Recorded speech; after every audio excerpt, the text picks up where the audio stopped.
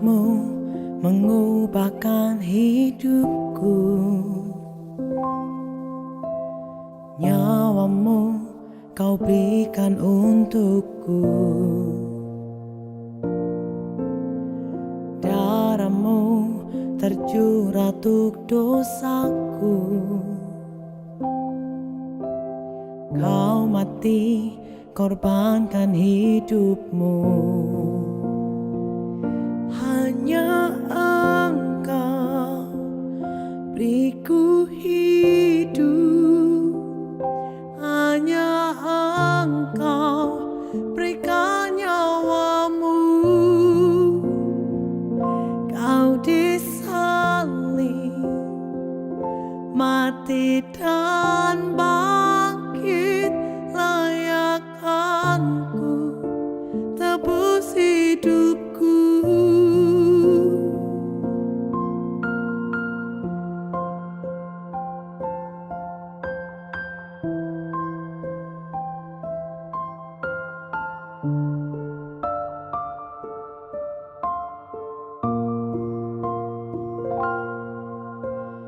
Salibmu mengubahkan hidupku,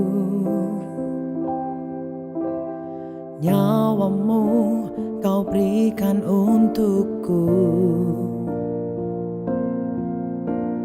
Darahmu tercurah untuk dosaku, kau mati korbankan hidupmu.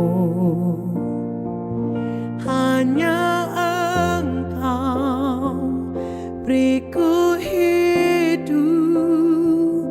hanya Engkau berikan nyawamu. Kau disalib, mati dan bangkit, layakkanku tebus hidupku.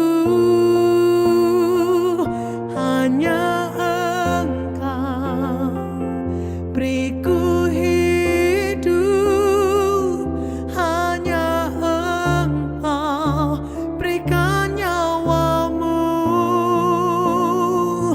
Kau disalib, mati dan bangkit, layakkanku tebus hidupku.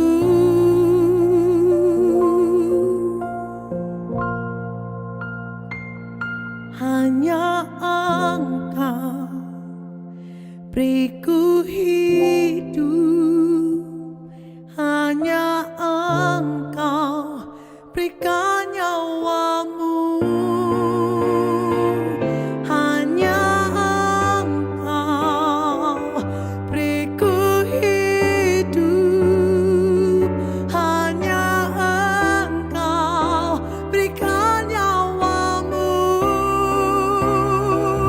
Kau disalib, mati dan bangkit, layakkanku tebus hidupku. Hanya Engkau beriku hidup, hanya Engkau berikan nyawamu. Kau disalib, mati dan bangkit, layakkanku tebus hidupku. Layakkanku tebus hidupku. Layakkanku tebus hidupku.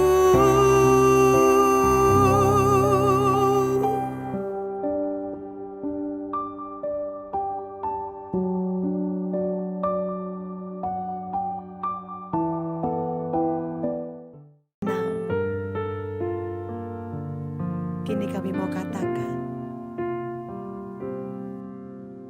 hanya Kau Tuhan di hidupku.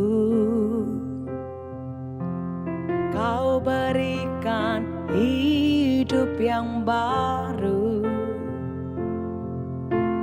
Darahmu menyucikan, pulihkan hatiku.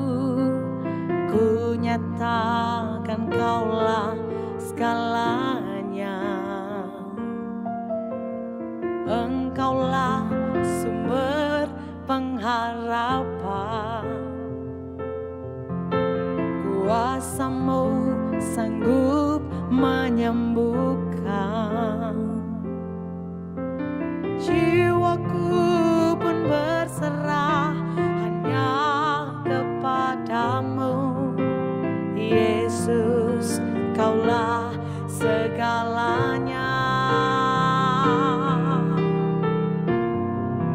Karena salib-Mu ku hidup.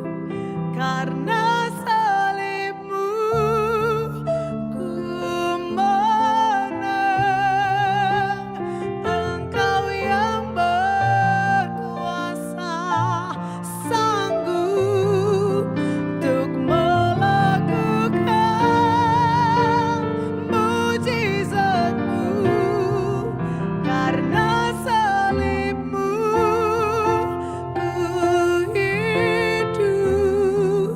Karena salib-Mu ku menang.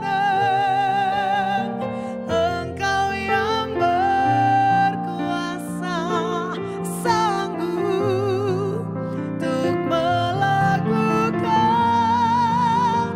mujizat-Mu di hidupku.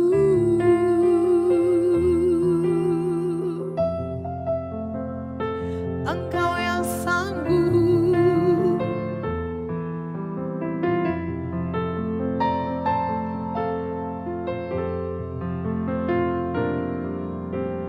Hanya Kau Tuhan di hidupku.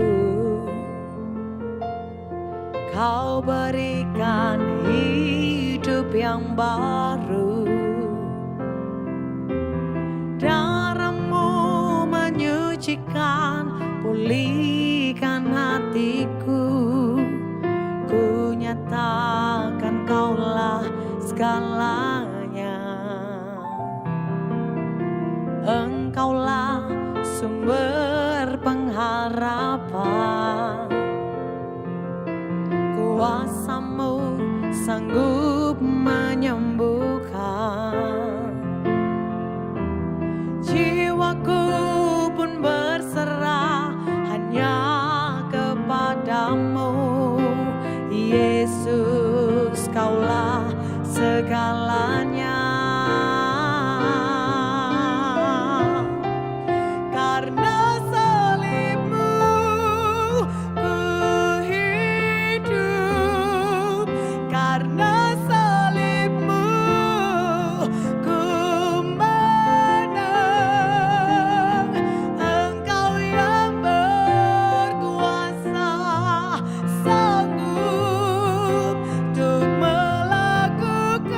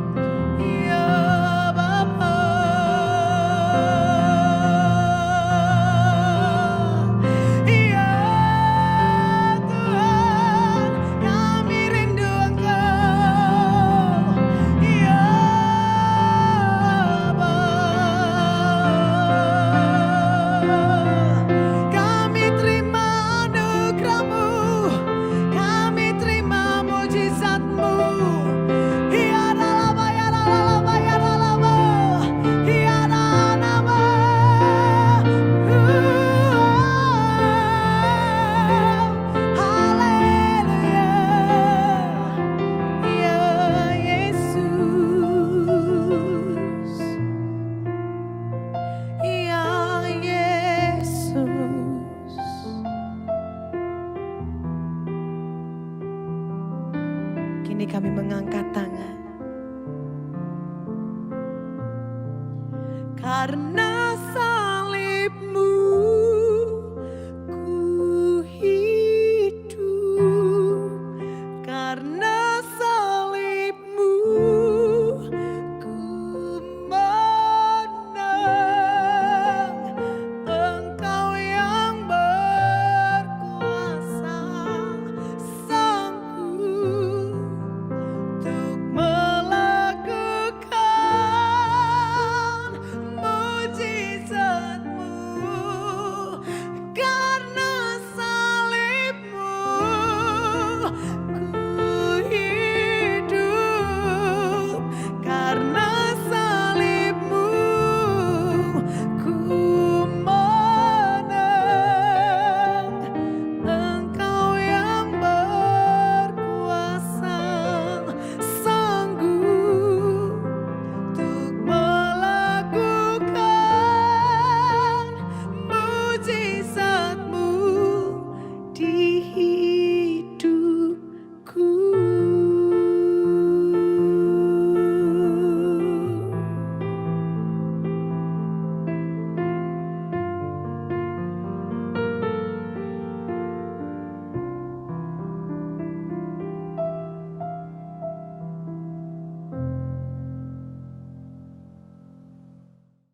Shalom. Sehari kita mengenang kematian Tuhan Yesus, saat ini kita akan membaca firman Tuhan bersama dari 1 Petrus pasal 2 ayat 21 sampai 24. Saya akan menyampaikan firman dengan judul Menang Atas Keakuan. 1 Petrus pasal 2 ayat 21 sampai 24, demikian firman Tuhan. Sebab untuk itulah kamu dipanggil, karena Kristus pun telah menderita untuk kamu dan telah meninggalkan teladan bagimu, supaya kamu mengikuti jejaknya. Ia tidak berbuat dosa dan tipu daya tidak ada dalam mulutnya. Ketika ia dicaci maki, ia tidak membalas dengan mencaci maki. Ketika ia menderita, ia tidak mengancam, tetapi ia menyerahkannya kepada Dia yang menghakimi dengan adil. Ia sendiri telah memikul dosa kita di dalam tubuhnya di kayu salib, supaya kita yang telah mati terhadap dosa hidup untuk kebenaran. Oleh bilur-bilurnya kamu telah sembuh. Amin. Saudara sekalian, peringatan Jumat Agung di mana kita mengenang kematian Yesus di kayu salib, itu diawali dengan peristiwa Kamis malam. Yesus melakukan perjamuan malam terakhir, the Last Supper, bersama dengan para muridnya. Kemudian Yesus pergi berdoa di Taman Getsemani dan dia ditangkap di sana. Kemudian dia diadili secara maraton melalui 6 kali pengadilan, mulai dari malam hingga dini hari hingga pagi. Saudara, memang sengaja pengadilan itu dibuat tidak menunggu orang tidur istirahat, langsung diadili. Pertama dia diadili oleh Hanas, kedua oleh Imam Besar Kayafas, ketiga oleh Majelis Agama Sanhedrin, yang keempat oleh Pilatus, dan yang kelima oleh Herodes. Dan yang terakhir dikembalikan lagi kepada Pilatus, yang akhirnya mencuci tangan, tidak mau campur dengan masalah ini. Dan dia menyerahkan kepada massa, kepada orang banyak untuk menyalibkan Yesus. Akibatnya Yesus harus memikul salib yang kira-kira beratnya 50 kg melalui jalan yang berbatu, yaitu Via Dolorosa. Dia dicambuk dengan kait besi. Dan setiap kali dia mengalami cambukan itu, dagingnya robek. Dia diberi mahkota duri yang dipaksakan masuk ke dalam kepalanya. Dia dipaku di bagian kaki dan di bagian tangan.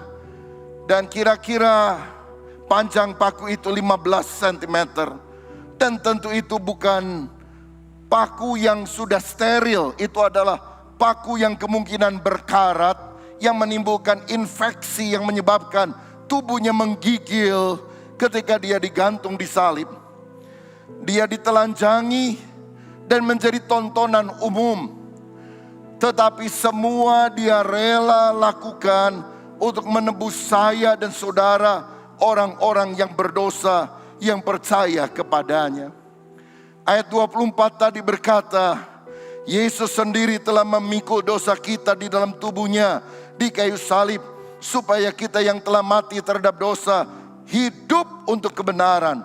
Oleh bilur-bilurnya kamu telah sembuh. Di kayu salib ada pertukaran. Kita yang berdosa dibenarkan oleh karena Kristus. Kita yang jauh dari Tuhan telah menjadi dekat karena pengorbanan Kristus. Kita yang dulu sakit disembuhkan oleh kuasa Kristus. Dan kita yang seharusnya binasa di dalam api neraka mendapatkan kehidupan kekal di dalam kerajaan sorga. Itulah karya salib yang sangat luar biasa yang Tuhan telah lakukan bagi kita orang berdosa yang percaya kepadanya. Dan tahukah saudara mengapa Yesus rela menanggung sengsara yang luar biasa? Karena dia telah memenangkan pergumulannya di Taman Getsemani. Di Getsemani dia berkata, jikalau mungkin cawan ini, penderitaan ini, salib ini, sengsara ini lalu daripadaku. Tapi bukan kehendakku ya Tuhan, melainkan kehendak-Mu saja yang jadi. Saudara sekalian, dari situ kita melihat bahwa Yesus telah menyerahkan kehendak-Nya 100% untuk taat kepada kehendak Bapa. Dan ini menjadi pola bagi kita. Kalau kita rela menyerahkan keinginan kita, tunduk pada keinginan Tuhan. Ketika kehendak kita bertentangan dengan kehendak Tuhan, kita harus memilih biar saya yang kalah, biar aku yang menyerah, biar Tuhan yang menang. Dan jika itu kita alami, maka kemenangan seperti Yesus kita juga akan terima dalam kehidupan ini. Tahukah saudara bahwa menurut Efesus 2 ayat 1-3, kita orang percaya harus waspada terhadap 3 musuh rohani yang paling utama yang bisa menjatuhkan kita dalam dosa. Yang pertama adalah jalan dunia.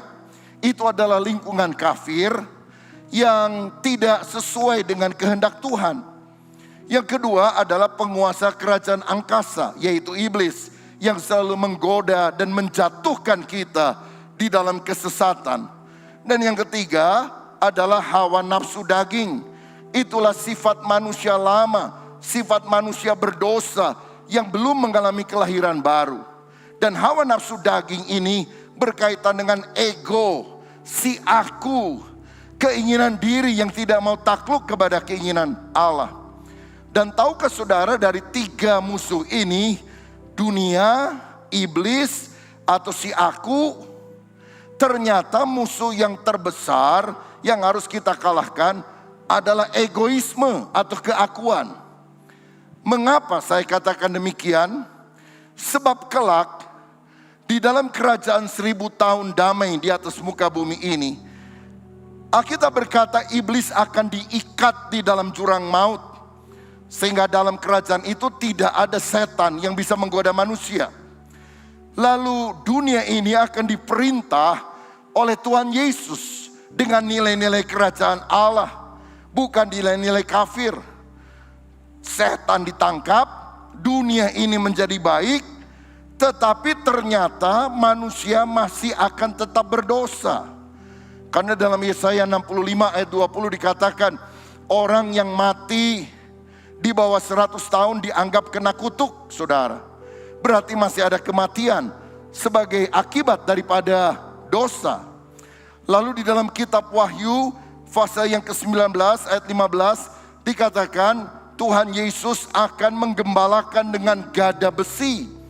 Artinya kalau ada kejahatan langsung akan ditindas. Jadi walaupun setan sudah diikat, Yesus yang memerintah di dalam kebenaran, masih ada orang yang bisa berdosa. Sehingga harus dihajar dengan hukuman Allah yang begitu keras. Bahkan kalau saudara perhatikan, Di akhir kerajaan 1000 tahun, iblis yang terikat di dalam jurang maut itu akan dilepaskan sebentar.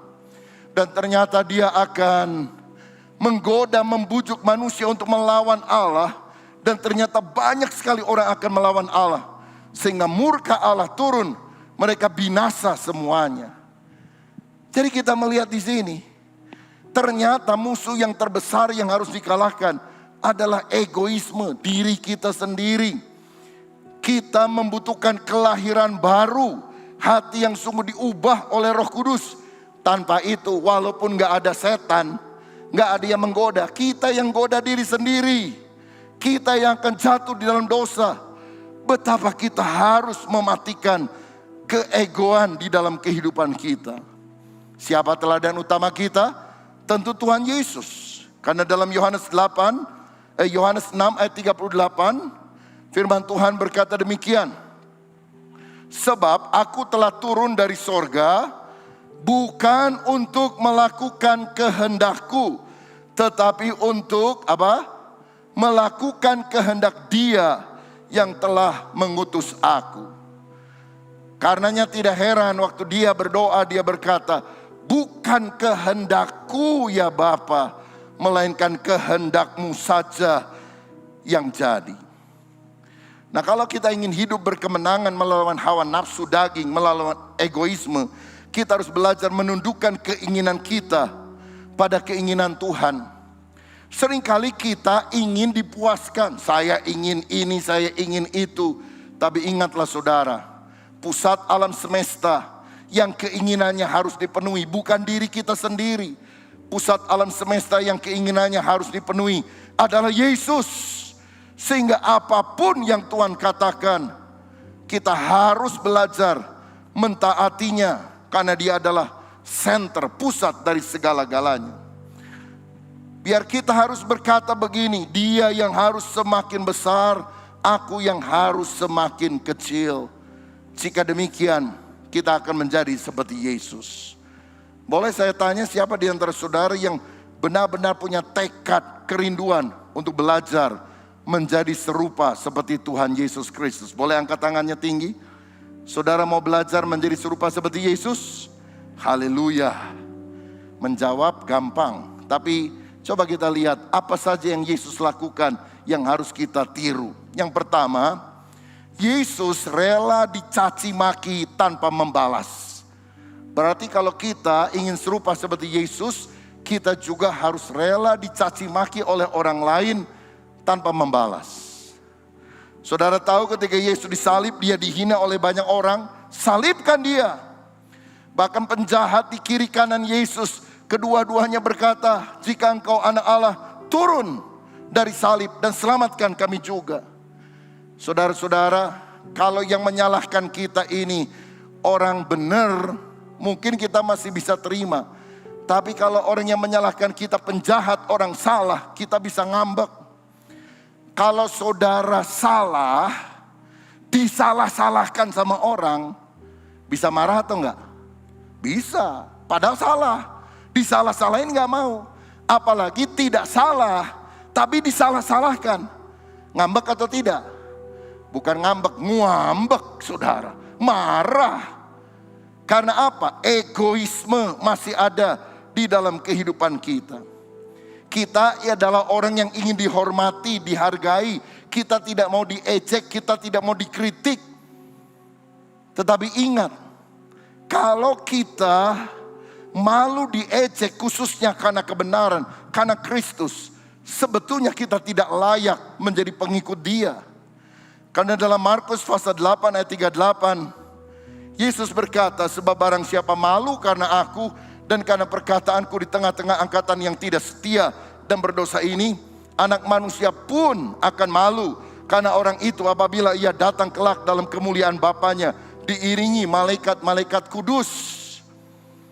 Kadang-kadang kalau kita bersama dengan rekan pergaulan, kita ingin menyembunyikan identitas kita sebagai orang Kristen. Kalau mau makan biasanya kita berdoa dulu, kita pura-pura tunduk kepala, elap-elap keringat. Lalu teman kita tanya, kenapa kamu berdoa ya? Enggak, ini panas, begitu. Saudara, kita kadang-kadang malu untuk mengaku bahwa Yesus adalah Tuhan. Dan Tuhan bilang, kalau kamu malu karena diejek orang, aku juga akan malu mengakui engkau di hadapan Bapa yang di sorga. Dalam Yohanes 12, Yesus memberikan perumpamaan tentang penabur. Ada penabur yang menabur benih, yang kemudian juga jatuh di pinggir jalan, saudara. Tapi ada juga yang jatuh di tanah, dan kemudian mulai bertumbuh sebentar. Itulah orang yang mendengar firman lalu percaya, tapi nggak tahan lewat penganiayaan, penindasan, ejekan dari orang-orang yang tidak mengenal Tuhan. Lalu dia murtad.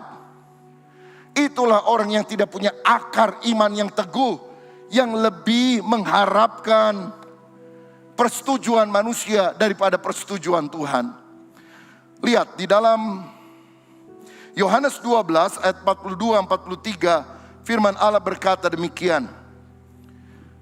Namun banyak juga di antara pemimpin yang percaya kepadanya, tetapi oleh karena orang-orang Farisi, mereka tidak mengakuinya berterus terang, supaya mereka jangan dikucilkan. Ini ayat 43. Sebab mereka lebih suka akan apa?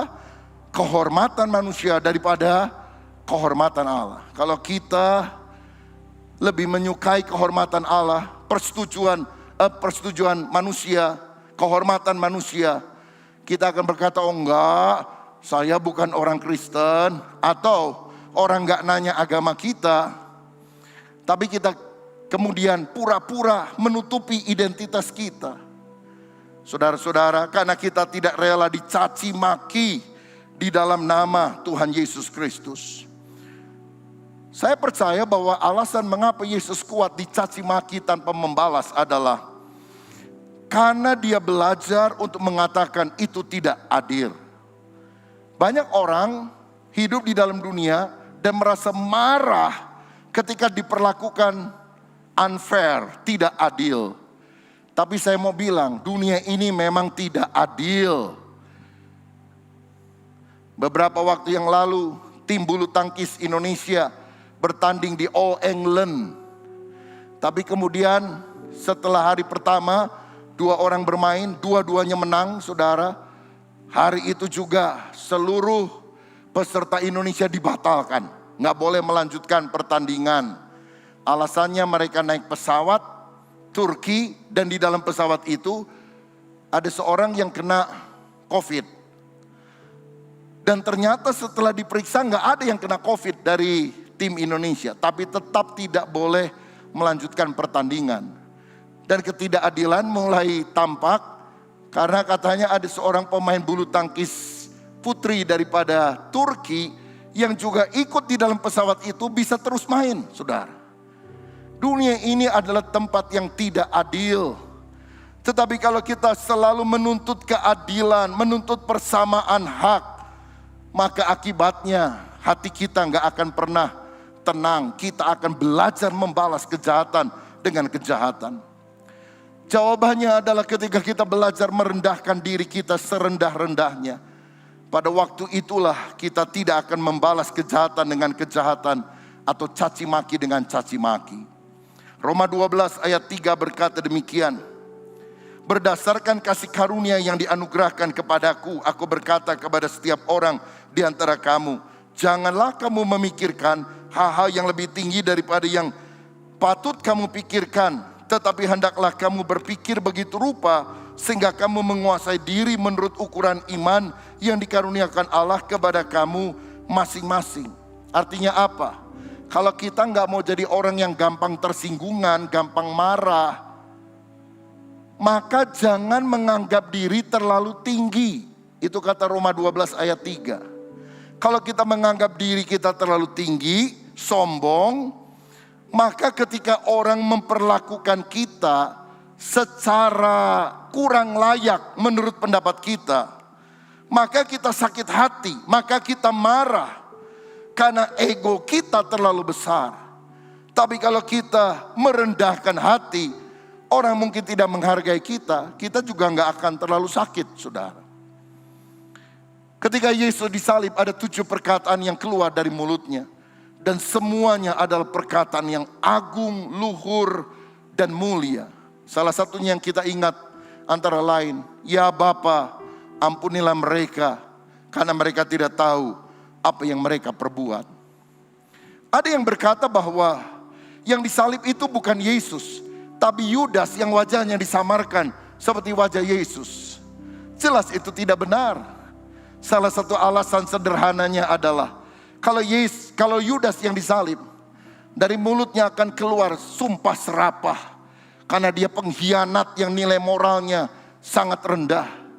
Kata-kata yang agung mulia seperti Bapa ampunilah mereka hanya mungkin dilakukan oleh Yesus Kristus yang moralitasnya begitu tinggi. 7 perkataan salib sangat mulia.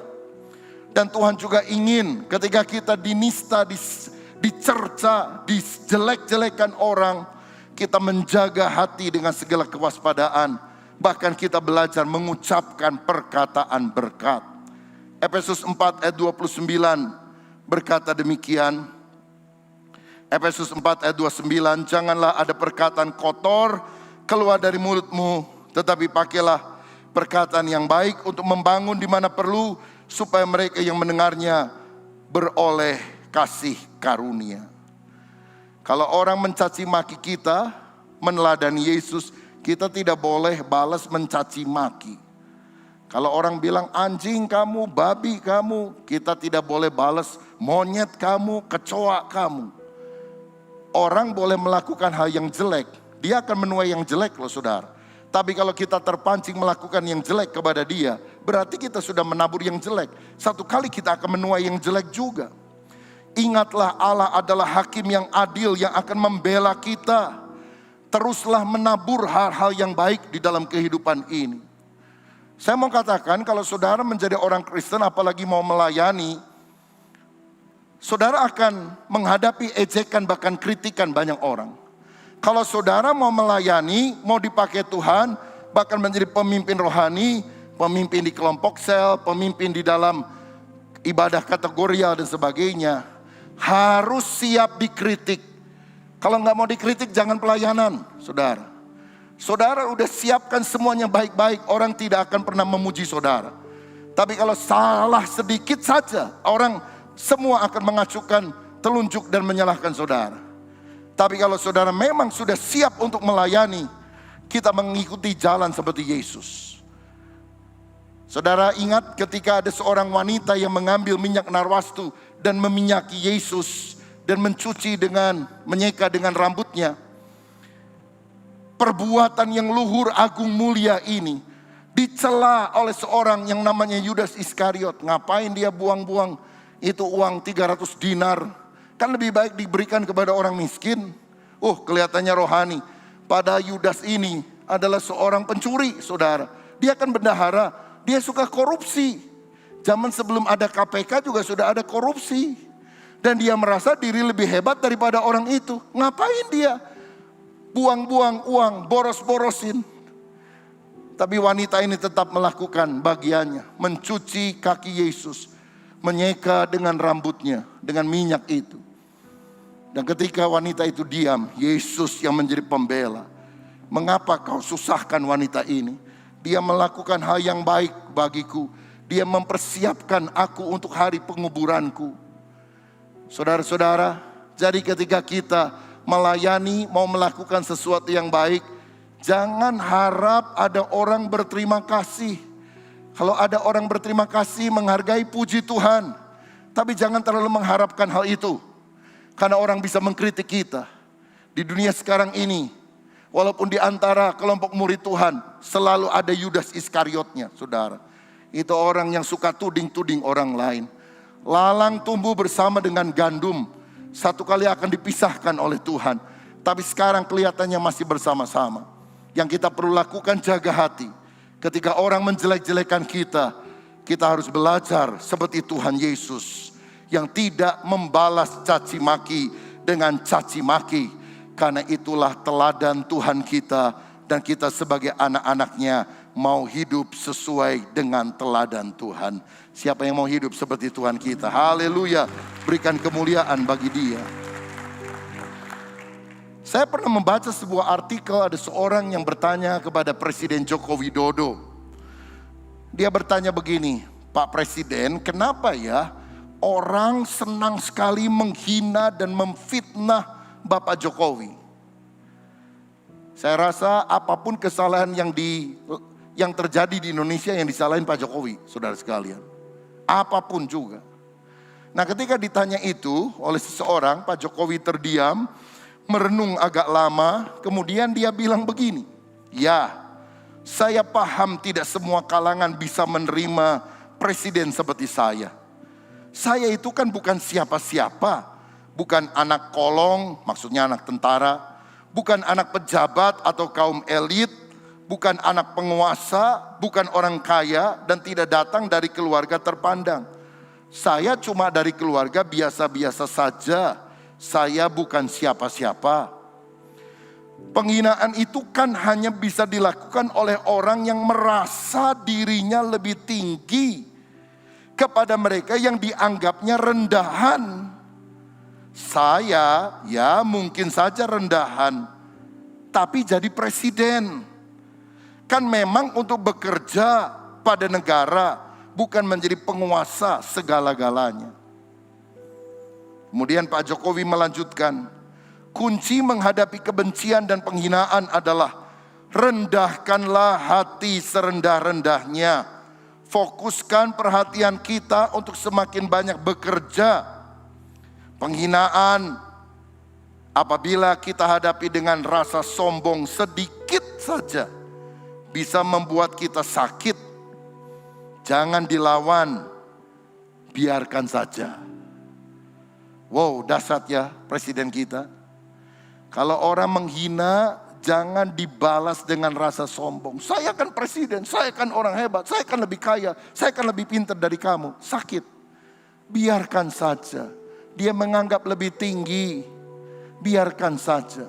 Tapi tetap lakukan yang baik. Pak Jokowi bilang kerja, kerja, kerja. Bagi pelayan Tuhan, melayani. Walaupun orang mencela, kita melayani karena kita melakukannya bagi Yesus Raja di atas segala raja. Kalau saudara dan saya ingin menjadi seperti Yesus, cirinya adalah kita harus mematikan keegoisan dalam hidup kita. Dan tanda yang jelas adalah ketika kita rela dicaci maki tanpa membalas. Yang kedua, Yesus rela menyerahkan miliknya ketika miliknya itu dirampas daripadanya. Saudara, dalam Markus 15 ayat 17 dan ayat 24 dikatakan, mereka mengenakan jubah ungu kepadanya, menganyam sebuah mahkota duri dan menaruhnya di atas kepalanya. 24, kemudian mereka menyalibkan dia lalu membagi pakaiannya dengan membuang undi atasnya untuk menentukan bagian masing-masing. Yesus dikenakan pakaian atau jubah berwarna ungu. Ini adalah warna kerajaan. Kenapa? Pada zaman itu saudara-saudara, untuk membuat kain, misalnya sebuah kain lenan itu menjadi berwarna ungu, maka dibutuhkan pewarna. Pewarna zaman dulu bukan pewarna buatan dengan zat kimia seperti sekarang. Tetapi mereka akan memakai ribuan siput-siput yang kecil, itu dipecahkan cangkangnya, kemudian direndam, dan setelah itu dijemur, diterik sinar matahari, sampai zat warnanya itu mulai timbul dan akhirnya menjadi keungu-unguan. Dan itulah yang kemudian dicampurkan dengan kain tersebut. Nah, karena prosesnya itu adalah proses yang lama, teliti, dan harus melibatkan siput yang dibunuh. Kalau misalnya domba disembelih, darahnya dicurahkan, itu lebih gampang. Tapi warnanya merah, bukan keungu-unguan. Karenanya lah mengapa jubah yang berwarna ungu selalu disebut sebagai jubah yang mahal. Karena prosesnya yang rumit dan membutuhkan bahan baku yang tidak mudah didapat. Tahukah saudara bahwa Yesus dikenakan jubah ungu? Ini sebagai olokan kepada dia sebetulnya, bahwa dia dianggap sebagai raja. Tapi kemudian jubah itu dilepas, lalu dikenakan pakaian kepada Yesus. Tapi ketika mau disalib, baik jubahnya maupun pakaiannya dilepas. Dan kemudian para prajurit membuang undi untuk berebut pakaian tersebut. Tidak dibagi, tidak dipotong karena harganya akan hancur. Dan karena ini pakaian yang mahal, maka diundi. Orang berjudi di bawah kaki salib Yesus untuk mendapatkan pakaian yang mahal harganya itu. Tapi Yesus tidak memusingkan itu. Karena apa? Dia sadar bahwa pakaian, harta atau apapun tidak sebanding dengan kualitas karakter yang baik yang harus kita miliki. Saudara, apa yang direnggut daripada Yesus bukan hanya jubahnya. Kebebasannya direnggut. Kedudukannya sebagai rabi, sebagai guru daripada para muridnya direnggut. Bahkan orang yang dikasihinya direnggut daripadanya. Dia tidak bisa memeluk ibunya yang dia sangat kasihi. Karena salib telah memisahkan dia dari orang yang dikasihinya. Tetapi dia rela menyerahkan segalanya. Karena dia tahu Tuhan adalah sang hakim. Pertanyaannya bagi kita, bagaimana sikap kita ketika kita kehilangan segala-galanya yang kita miliki. Kehilangan rumah, kehilangan harta, kehilangan sesuatu yang menarik hidup kita. Apakah kita mau belajar seperti Ayub, yang juga seperti Yesus? Ketika Ayub mengalami musibah, seluruh hartanya habis, dijarah oleh orang. Dia bilang, dengan telanjang aku keluar dari kandungan ibuku, dengan telanjang juga aku akan kembali ke dalamnya. Tuhan yang memberi, Tuhan yang mengambil, terpujilah nama Tuhan. Dalam kesemuanya itu Ayub tidak berbuat dosa dan tidak menuduh Allah berbuat yang kurang patut. Kalau saudara kehilangan motor yang sangat berharga, tentu kita sedih. Tapi apakah itu berlarut-larut? Seakan-akan hati kita ada pada motor itu. Mungkin barang yang kita sukai tidak sengaja dipecahkan oleh adik kita, oleh pembantu rumah tangga. Apakah kita akan ngamuk seperti orang kesetanan? Kita tentu bisa merasa sayang. Tapi kita sadar bahwa kadang-kadang kita bisa kehilangan sesuatu yang kita cintai. Saudara beli mobil baru, supir saudara bisa saja tidak sengaja menabrak kendaraan yang lain atau ditabrak kendaraan lain. Padahal mobil saudara yang begitu mahal belum dipakai lebih dari 1 minggu. Itu bisa saja terjadi. Apakah kita rela ketika milik kita dirampas, diambil dalam kehidupan kita? Jadi jalan yang paling simpel adalah begini. Jangan pegang segala sesuatu di dunia terlalu erat. Karena akan sangat sakit ketika kita harus terpaksa melepaskannya. Ingat prinsip ini. Dia adalah owner, pemilik. Kita hanyalah manajer. Semua hanya pinjaman. Rumah saudara itu hanya titipan Tuhan yang boleh dipakai sementara waktu. Mobilmu, uangmu, perhiasanmu hanya pinjaman, hanya titipan Tuhan. Itu sebabnya mengapa di dalam Alkitab ada seorang tokoh yang sangat dihargai sebagai bapak orang beriman. Namanya adalah Abraham. Karena ketika dia dicoba oleh Tuhan, persembahkanlah. Ketika dia diuji oleh Tuhan, persembahkanlah anakmu Ishak di Gunung Moria itu. Maka walaupun hatinya pedih, dia bawa. Dia mau tikam itu anak, saudara. Karena dia tahu dia harus persembahkan semuanya kepada Tuhan yang adalah sang pemilik. Tapi untunglah pada saat yang kritis itu, malaikat Tuhan berteriak, "Cukup Abraham, aku tahu bahwa hatimu mengasihi aku lebih daripada perkara yang lain. Lihatlah, ada anak domba yang tersangkut di semak belukar, ambillah, persembahkanlah sebagai korban bakaran." Abraham menjadi lega karena Allah menyediakan pengganti daripada Ishak. Saya rasa kalau kita jadi Abraham, wah kita akan senang sekali. Dan pada waktu kita mempersembahkan domba pengganti itu, kita akan bilang, aduh Tuhan terima kasih. Aku pikir yang mesti mati adalah Ishak.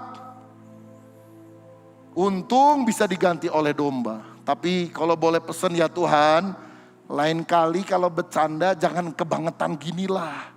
Saya udah gemeter, mau terkencing-kencing nih. Jangan main begitu Tuhan. Saya nggak siap. Dan mungkin Tuhan akan berkata begini kepada Abraham. Abraham, kamu pikir aku main-main? Aku sedang menguji hatimu. Apakah engkau rela memberikan yang terbaik? Karena aku pun rela memberikan yang terbaik. Tahukah saudara, Yesus anak domba Allah itu harus mati di kayu salib. Ketika Abraham harus mempersembahkan anaknya, ada korban pengganti, yaitu domba. Tapi ketika Bapa Sorgawi harus menyerahkan anaknya, tidak ada domba yang tersangkut di semak belukar. Karena Bapa harus menyerahkan anak tunggalnya Yesus Kristus untuk kepentingan kita orang berdosa. Itulah penyerahan yang terbesar. Abraham masih dapat domba pengganti. Yesus tidak digantikan oleh siapapun. Karena itu saya tidak pernah percaya Yudas Iskariot yang mengkhianati dia harus menggantikan dia. Oh, tidak mungkin. Orang yang mengarang kisah itu adalah orang yang tidak tahu hatinya Tuhan. Tidak tahu kemahaan Tuhan yang telah mempraktekkan itu kepada Abraham. Dan melakukan sekian waktu kemudian di atas kayu salib. Saudara, mari kita belajar menyerahkan apa yang kita miliki ketika itu harus diambil daripada kita. Dan yang ketiga, yang terakhir, ciri orang yang menang atas keakuan seperti Yesus, dia rela menanggung aniaya walaupun tidak bersalah. Saudara-saudara, Yesus tidak salah, tapi dia ditangkap, dia disalibkan. Bagaimana ketika kita difitnah oleh orang lain? Ketika kita dipersalahkan, apakah kita juga rela menanggung aniaya walaupun kita tidak bersalah? Bagaimana reaksi kita ketika kita disalib? Bukan disalib pakai B, disalib pakai P. Disalib lagi naik mobil, disalib sama orang, begitu. Kita langsung bunyikan klakson, tet! Kaca kita buka, maki-maki itu orang. Lalu kemudian, emang cuma kamu jagoan? Aku juga bisa, wing, langsung ngebut saudara-saudara. Apakah Yesus akan melakukan hal itu? Kita belum disalib aja udah ngamuk. Apakah kita belajar menjadi serupa seperti Tuhan Yesus? Saya percaya Roh Kudus memberikan kita kuasa untuk mengusir setan. Tapi Roh Kudus juga sebetulnya memberikan kuasa yang lebih besar untuk kita mengalahkan keinginan daging. Dan yang seringkali jadi setan bukan setan di luar, gondruwo tuyul. Diri kita yang bisa jadi setan atau kesetanan, saudara. Dan Roh Kudus memampukan kita untuk mengalahkan keinginan daging itu. Bagaimana reaksi Yesus ketika dia dibawa ke kayu salib? Dia teriak, ini tidak adil. Dia teriak, aku tidak bersalah. Apa begitu? Dia diam seperti domba yang keluh. Dia hanya menanggung segala-galanya demi keselamatan manusia. Yesaya 53 ayat 7. Dia dianiaya tetapi dia membiarkan dirinya ditindas dan tidak membuka mulutnya. Seperti anak domba yang dibawa ke pembantaian. Seperti induk domba yang keluh di depan orang-orang yang menggunting bulunya. Ia tidak membuka mulutnya. Yesus diam. Dia tidak pahit hati. Dia bahkan membalas dengan mengasihi orang-orang yang mengkhianatinya, yang menyalibkannya, menyalahpahaminya. Yesus itu suka disalahpahami, saudara. Ketika dia mencuci kaki Petrus, Petrus bilang, masa saya yang harus dicuci? Mestinya Tuhan yang harus saya cuci. Yesus bilang apa? Apa yang kamu lakukan kepadamu sekarang kamu tidak ngerti, tapi kelak kamu akan mengerti. Petrus salah paham. Waktu Yesus teriak disalib, Eli, Eli lama sabahtani. Orang bilang apa? Oh, dia panggil nama Nabi Elia. Padahal dia bicara kepada Bapa Sorgawi, mengapa engkau meninggalkan aku? Dalam hidup ini kadang-kadang kita disalahpahami, dikhianati. Tapi Yesus tetap belajar untuk mengasihi orang-orang menganiaya dia. 2 Timotius 3 ayat 12 berkata demikian. Memang setiap orang yang mau hidup beribadah di dalam Kristus Yesus akan menderita aniaya. Ayat ini tidak disukai oleh banyak orang Kristen. Sebab orang Kristen inginnya memang orang yang mau beribadah akan mendapatkan kekayaan dan kemakmuran serta kesehatan. Tapi Alkitab berkata memang setiap orang yang mau hidup beribadah akan mengalami aniaya. Saudara, kalau jadi orang Kristen siap dianiaya loh. Karena apa? Menjadi serupa seperti Yesus adalah mengalami aniaya seperti Yesus. Martin Luther pernah berkata, Ecclesia Hieres Crucis Est. Gereja adalah pewaris salib Kristus. Kalau Yesus telah menderita di salib, kita orang-orang percaya harus mempersenjatai dengan pikiran sedemikian. Filipi 1 ayat 29 mencatat ini. Sebab kepada kamu dikaruniakan bukan saja untuk percaya kepada Kristus, melainkan juga untuk menderita untuk Dia. Kita bisa percaya Yesus itu anugerah, tapi menderita bagi Kristus juga menurut Alkitab adalah anugerah. Saya ingat ketika sekian tahun yang lalu terjadi kerusuhan, saudara sekalian, di beberapa kota di Indonesia, termasuk gereja kita di Tasikmalaya juga dibakar oleh para pengacau, radikalis pada waktu itu, dibakar. Banyak orang-orang dari luar kota telepon saya, ketika itu saya masih tinggal di Tasikmalaya dan berkata, aduh kita turut sedih ya, kita kehilangan, kita berduka, Tuhan kiranya kuatkan di tengah aniaya. Saya bilang ya terima kasih, tolong doakan kami.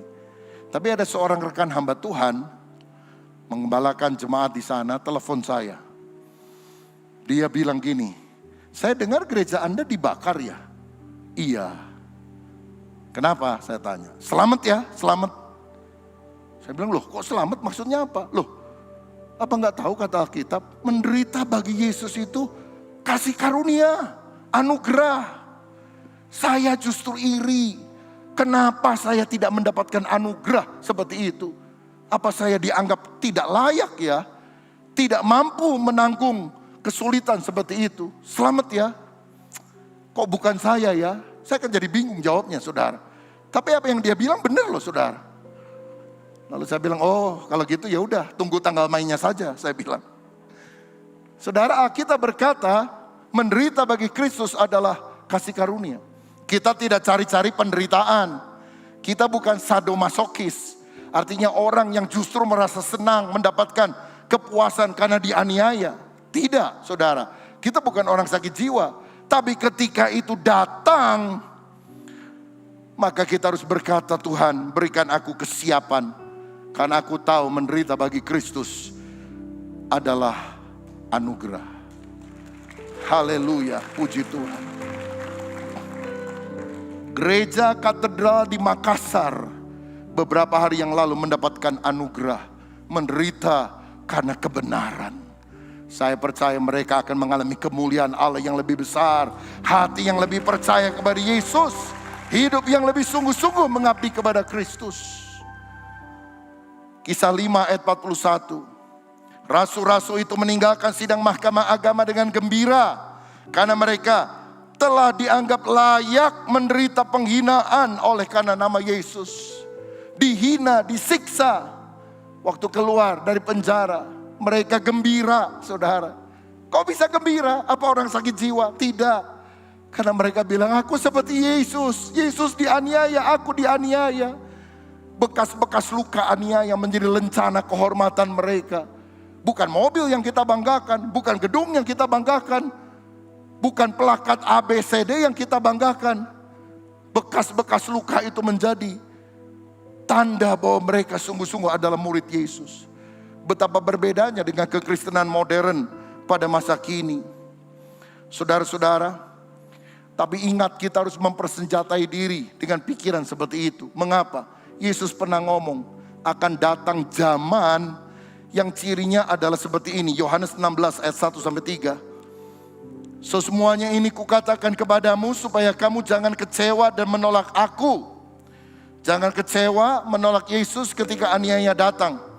Kamu akan dikucilkan, bahkan akan datang saatnya bahwa setiap orang yang membunuh kamu akan menyangka bahwa ia berbuat bakti kepada Allah.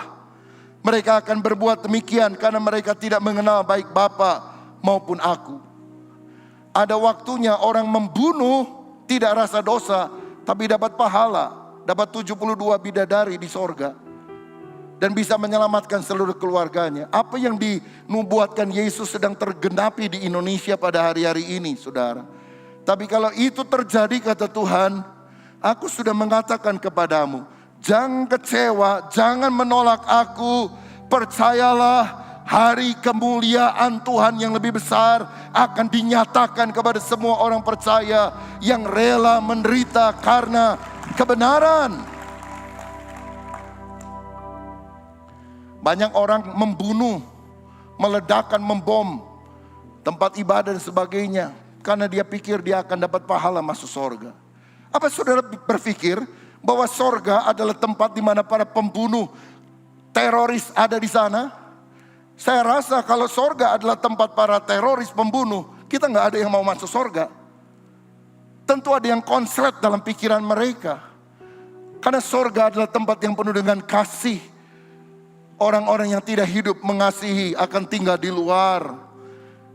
Karena itu jangan membalas kejahatan dengan kejahatan, balas kejahatan dengan kebaikan. Tetapi saya percaya orang yang bertahan, dia akan mengalami kemuliaan Tuhan yang sangat luar biasa. Bagian terakhir yang saya mau bacakan 1 Petrus 4 ayat 12 sampai 16. 1 Petrus 4 ayat 12 sampai 16. Saudara-saudara yang kekasih, janganlah kamu heran akan nyala api siksaan yang datang kepadamu sebagai ujian, seolah-olah ada sesuatu yang luar biasa terjadi atas kamu. Sebaliknya, bersukacitalah sesuai dengan bagian yang kamu dapat dalam penderitaan Kristus, supaya kamu juga boleh bergembira dan bersukacita pada waktu Ia menyatakan kemuliaannya. Berbahagialah kamu jika kamu dinista karena nama Kristus, sebab roh kemuliaan yaitu roh Allah ada padamu. Saudara mau dipenuhi dengan roh Allah? Siap menderita bagi Kristus. Tuhan bilang roh kemuliaan akan dicurahkan pada waktu kita rela menderita bagi Kristus. Janganlah ada di antara kamu yang harus menderita sebagai pembunuh atau pencuri atau penjahat atau pengacau. Tetapi jika ia menderita sebagai orang Kristen, maka janganlah ia malu, melainkan hendaklah ia memuliakan Allah dalam nama Kristus itu. Kalau saudara nyolong, digebukin orang sekampung, jangan bilang ini salib yang harus saya terima. Bukan salib itu, salahmu sendiri. Tapi kalau kita hidup sebagai orang Kristen yang saleh dan benar, kita dianiaya karena kebenaran. Roh Kudus turun atas kita. Kita memuliakan Allah Bapa Surgawi karena kita hidup menurut teladan daripada Tuhan Yesus Kristus. Dan saya percaya Tuhan bisa melindungi. Kalau belum waktunya Tuhan, selembar rambut tidak akan jatuh dari atas kepala kita. Ketika suami istri naik sepeda motor, bomnya ditaruh di tengah. Suami di depan, bom bunuh diri di tengah, istri di belakang. Waktu itu meledak, duar. Itu katanya kepala suaminya sampai copot ke atas, saudara. Istrinya wajahnya sudah tidak dikenali lagi. Karena apa? Bomnya begitu dahsyat. Itu kira-kira 19 kalau saya tidak salah yang terluka. Kena pecahan kaca dan sebagainya. Herannya aksi heroik yang dilakukan oleh koster gereja menghalangi motor itu supaya tidak masuk ke dalam gedung. Dilakukan oleh seorang penjaga yang namanya Pak Kosmos. Duar, orang mati, wajah tak dikenali. Dia cuma luka ringan, saudara. Apa ini bukan mujizat? Saya percaya malaikat bisa menudungi dia sehingga hanya sedikit kena luka. Dan ini mempertontonkan bahwa Tuhan adalah perlindungan kita. Kalau belum waktunya Tuhan, selembar rambut gak akan jatuh dari atas kepala kita. Kalau sudah waktunya, gak usah ada bom, lagi makan bakso kelelekan. Bisa inna ilahi wa inna ilahi rojiun, saudara. Karena itu berserah saja kepada Tuhan. Saudara, bom itu dibuat untuk membuat gentar orang-orang Kristen, anak-anak Tuhan, supaya jangan beribadah pada Jumat Agung, pada Paskah. Tapi ternyata Tuhan membalikan keadaan. Lihat, walaupun orang sampai hancur tubuhnya gak bisa dikenali, kalau aku berkehendak, aku bisa melindungi orang tersebut. Haleluya, puji Tuhan. Dan ini ternyata berkat buat dia. Langsung Kapolri Jenderal Listio Sigit berkata, Pak Kosmos, anakmu mau jadi polisi enggak? Siapa mau? Langsung difoto. Surat lamaran sudah diisi jadi polisi. Tuhan memberikan berkah di balik segala tantangan. Tapi lebih daripada itu, saudara, ada kemuliaan sorga yang Tuhan janjikan bagi setiap orang yang percaya kepada Kristus. Ada mahkota kemuliaan yang Tuhan akan berikan. Mahkota yang tidak akan layu. Ayat terakhir, ayat 1 berkata demikian. 1 Petrus 4 ayat yang pertama. Jadi karena Kristus telah menderita penderitaan badani, kamu pun harus juga mempersenjatai dirimu dengan pikiran yang demikian. Karena barang siapa telah menderita penderitaan badani, ia telah berhenti berbuat dosa. Bagaimana kita bisa mengalahkan kedagingan, hawa nafsu, egoisme, berhenti berbuat dosa? Kalau kita rela menderita bagi Kristus. Kalau kita rela menderita bagi Kristus, maka egoisme itu hal kecil yang akan kita tinggalkan. Kita nggak cari-cari penderitaan, tapi persiapkan diri kita, persenjatai diri kita dengan pikiran yang sedemikian. Karena ikut Yesus belum tentu enak-enakan. Tuhan menjanjikan yang terindah di sorga kelak. Dunia ini penuh dengan tantangan, tapi biar iman kita tetap teguh. Karena ada mahkota kehidupan yang Tuhan akan berikan kepada kita. Siapa yang percaya? Berikan kemuliaan untuk Tuhan kita. Saya akhiri dengan kisah nyata yang pernah terjadi di Siberia, dulu di Uni Soviet, saudara. Peristiwa sudah cukup lama ketika komunis masih sangat kuat merajalela di sana, dan banyak orang-orang Kristen dibantai karena iman mereka. Satu kali ada 40 orang Kristen yang ditangkap karena mereka ternyata beribadah dan disuruh menyangkal Yesus. Tidak ada yang mau.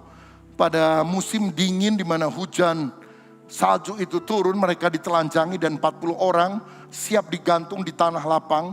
Ada sebuah tiang gantungan di sana. Dan satu persatu disuruh, sangkal Yesus, tidak mau digantung. Sangkal Yesus, tidak mau digantung. Terus orang yang kelima, ke-10, yang ke-20, yang ke-30, sampai orang yang 39, tidak ada yang mau menyangkal Yesus. Semua mati digantung. Dan ketika orang ke-40 juga tidak mau menyangkal Yesus, orang yang terakhir, ketika dia sedang berjalan menuju tiang gantungan, tiba-tiba seorang prajurit komunis teriak kepada temannya, "Stop! Biar aku saja yang digantung. Biar aku menggantikan dia, lepaskan dia." Semua orang jadi kaget, saudara. Ditangkap nih orang, dipukulin, apa-apaan kamu. Ternyata Tuhan mencelikan mata rohaninya.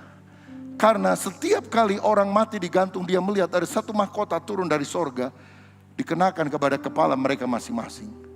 Dan untuk yang ke-40, dia lihat mahkotanya itu tinggal satu, saudara. Dan mahkota itu hanya tersedia bagi orang yang ke-40 ini. Dan dia bilang, kalau aku tidak menggunakan kesempatan, aku mati masuk neraka. Aku lihat ada 40 mahkota. Ini kesempatanku yang terakhir. Jadi pengawal komunis itu bertobat, saudara. Karena dia ingin juga mendapatkan mahkota kehidupan. Saya percaya mahkota kehidupan bukan hanya untuk 40 orang. Tersedia bagi semua orang yang percaya kepadanya. No cross, no crown. Tidak ada salib, tidak ada mahkota.